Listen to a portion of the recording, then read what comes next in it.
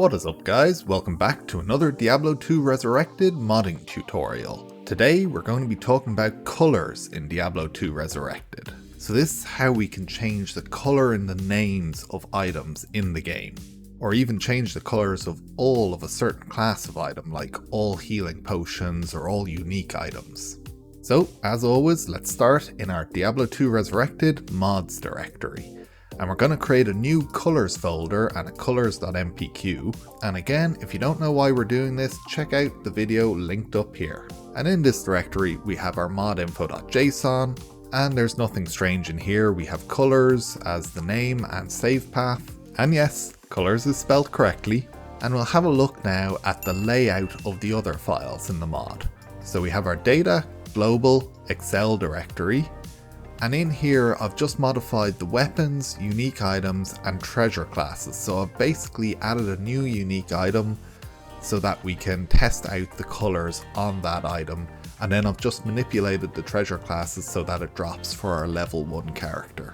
We then have the data, global UI layouts folder. And this is the first time we've seen this folder.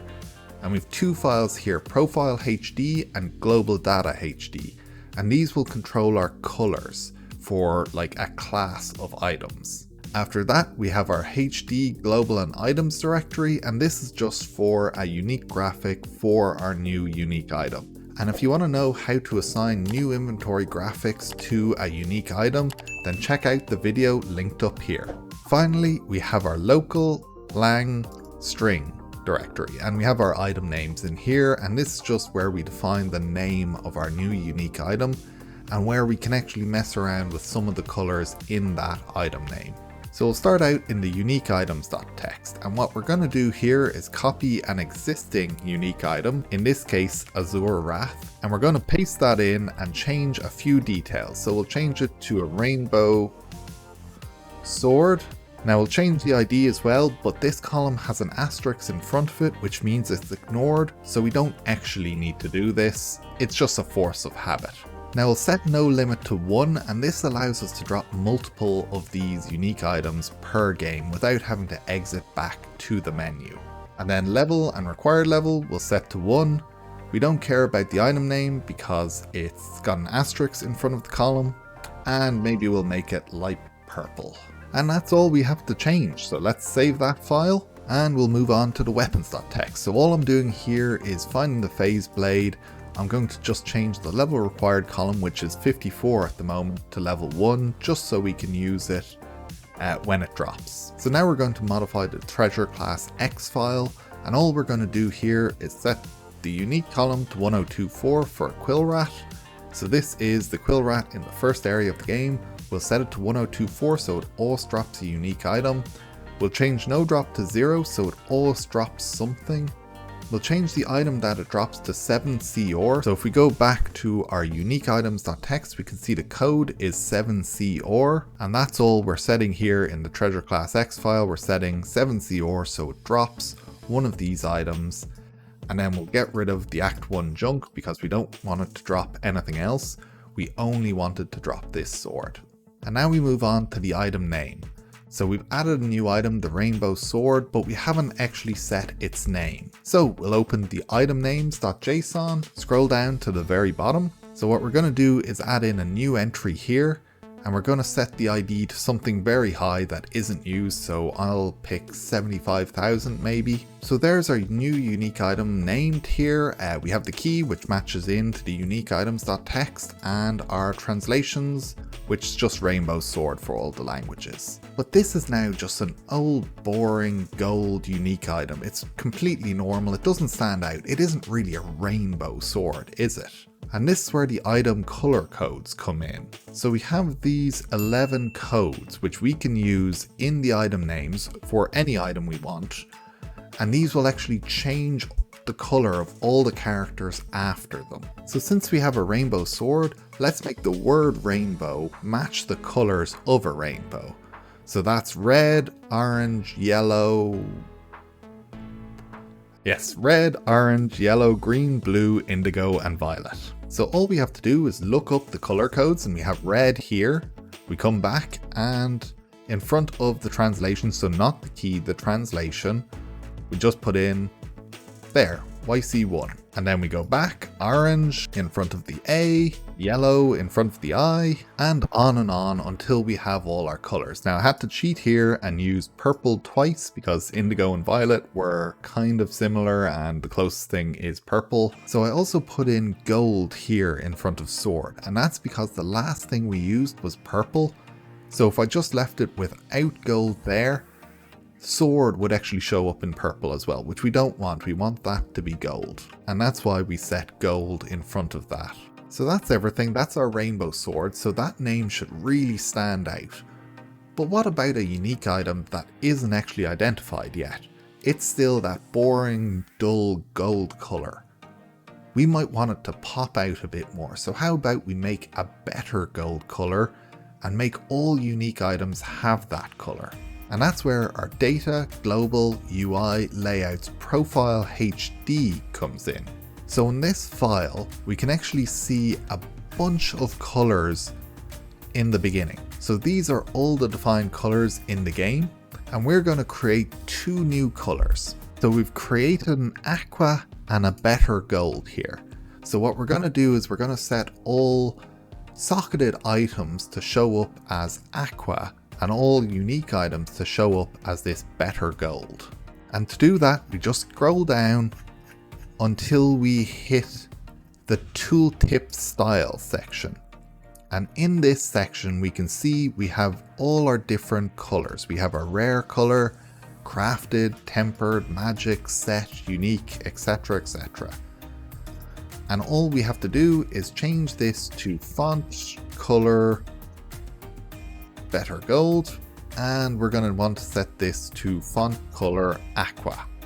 So let's change it up a bit more. Let's set our health potions to show up red, we'll set our mana potions to show up blue, and our rejuvenation potions to show up light purple. Now let's see what that looks like in game. So as always, we come into our game settings, we make sure we're using our mods, so colors in this case, -mod, colors, -text, and we play the game. And let's go find us a quill rat. We have really murdered so many quill rats in the name of modding. Alright, there's our quill rat. Alright, so you can see it's a lighter yellow now. So this is a unique item. If we pick it up, check our inventory, you can see it is a unique item. But notice something here. On the ground, it's our new color, our brighter, better gold. But in our inventory, it's still the old boring gold. So that's quite interesting, and we'll touch on that now in a few minutes. So for now, we're just going to collect a few more unique items. And again, you can see it drops yet again because we set no limit to 1 on the unique items.txt for this unique. And we're back in town. We've sold one of the unique items just to get a bit of cash and some identify scrolls. So if we identify this phase blade, we should have a nice rainbow colored name. And there we go, you can see that rainbow sword. It looks absolutely fantastic. And our second one is likewise another rainbow sword. We can see our nice custom graphics are showing up. And in general, everything's working as expected. But the annoying thing is, the sell value, phase blade, sword, all that is still the old boring gold. Let's also talk to Charcy and get ourselves a socketed item. So if you remember, this should have shown up as aqua, but you can see in the inventory it's still grey, but if we drop it on the ground, it's a nice aqua color. So that's a great way to differentiate between ethereal and socketed items. And likewise, we changed our mana potions, health potions, and rejuvenation potions, and you can see here healing potions are showing up as red on the ground, but again, the tooltip is still white. So what can we do about these colors? And unfortunately, there's not a huge amount, but there is something. So if we come out to our data, global, UI, layouts directory again, and open this globaldatahd file. And in this file, we have the base colors array. And this is the colors that are used across the entire game. So our gold color used for unique items is this entry right here. So we could actually change this to our font color better gold. And now all the gold entries for unique items, etc. in the game should change to this better gold. And we can do the same for blue. We can change that to aqua. but unfortunately this will affect every instance of blue colors and gold colors in the game. So it won't just be for magic items or unique items, it's absolutely everything. So we're back in with our dynamic druid. So you can see here our rainbow sword, it's got the better gold there. So the phase blade is no longer that dull washed out gold, it's now that brighter yellow gold. You can see all the blue has been replaced by aqua. But what's also interesting is that YC4 that we used on sword, that's also changed. And that's because we changed the base colors, that global base colors. So every instance of gold in the game is now replaced with this better gold, which isn't ideal, but I haven't found any way to target just unique items. And just to show you more examples, you can see our character sheet, all the blue in here has been changed to aqua. So while it's not ideal, this globaldatahd.json does allow us to change a lot of the colors in the game, and actually a lot of other settings like ethereal icon, transparency, etc. And we could use this for more vibrant colors in the game, but unfortunately we just can't target inventory tooltips to specific classes of items yet. Now perhaps I missed something, but I've gone through a lot of the data files and just haven't found anywhere that this base colors is used or where other inventory tooltip colors might be defined. However, being able to at least change the color of the unique items and different types of items on the ground, that allows us to make some rudimentary loot filters and other little tools like that. Or simply make certain types of items stand out, like rejuvination potions or socketed items or ethereal items. Whatever we're looking for, we can make it stand out a bit more while it's on the ground.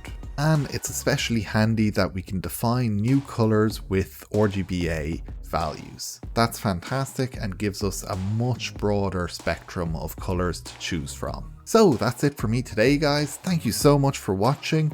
If you enjoyed the video, please do remember to like and subscribe. And if you've any ideas for future videos, do leave me a comment below. So this video actually came from someone's comment, and I'll catch you guys in the next video.